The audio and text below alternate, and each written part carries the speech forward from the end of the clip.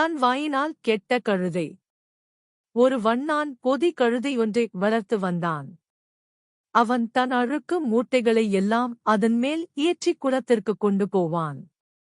துவைத்து முடிந்த பின் மீண்டும் சுமை ஏற்றிக் கொண்டு வருவான். இவ்வளவு உழைக்கின்ற அந்த கழுதைக்கு அவன் தீனி வைப்பதில்லை.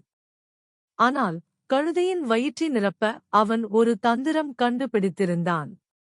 இரவு நேரத்தில் அந்த கழுதையின் மேல் ஒரு புலித்தோலை போட்டு போர்த்தி அதை அருகில் உள்ள ஒரு பயிர் கொல்லையில் மேயவிட்டு விடுவான்.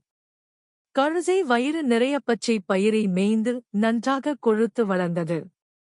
வண்ணானுக்கும் மிகுத்த வேலை பார்த்தது. இரவில் பயிர்கொல்லையே காவல் செய்பவர்கள் கழுதையைக் கண்டவுடன் புலி என்று நினைத்துக் கொண்டு பயந்து ஓடிப்போவார்கள். அது வேண்டுமட்டும் மேய்ந்து விட்டுப் போகும். இப்படி நெடுதாள் நடந்து வந்தது. புலி பசித்தாலும் புல்லைத் தின்னுமா என்று பழமொழி இருக்கிறது. ஆனால் இப்போது புலி நெல்லைத் தின்னும் புதுமையை பார்க்கிறோம். எல்லாம் கலிகாலக் காலம் என்று எல்லோரும் எண்ணி வியப்புக் கொண்டிருந்தார்கள். அவர்களில் ஒரு முரடன் இருந்தான்.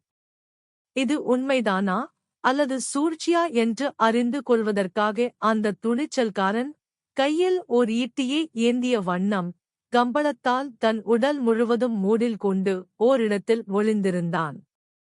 வழக்கம் போல் பயிர் மேய்வதற்காக கழுதை வந்த நேரம் பார்த்து அவன் எழுந்திருந்தான்.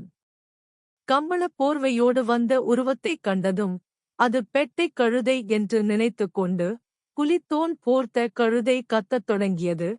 அதன் குரலைக் கேட்டவுடன், ஈட்டிக்காரன், நீ ஒரு கழுதைதானா? சரி, இதோடு தீர்ந்து போ என்று தன் கை ஈட்டியாலோங்கி ஒரு குத்துக் குத்தினான். அவ்வளவுதான். கழுதை சுருண்டு பிணமாக விழுந்தது. வாயடக்கம் வேண்டும். இல்லாவிட்டால் இந்தக் கழுதையைப் போல் தன் வாயினாலேயே கெட்டொழிய தேரிடும்.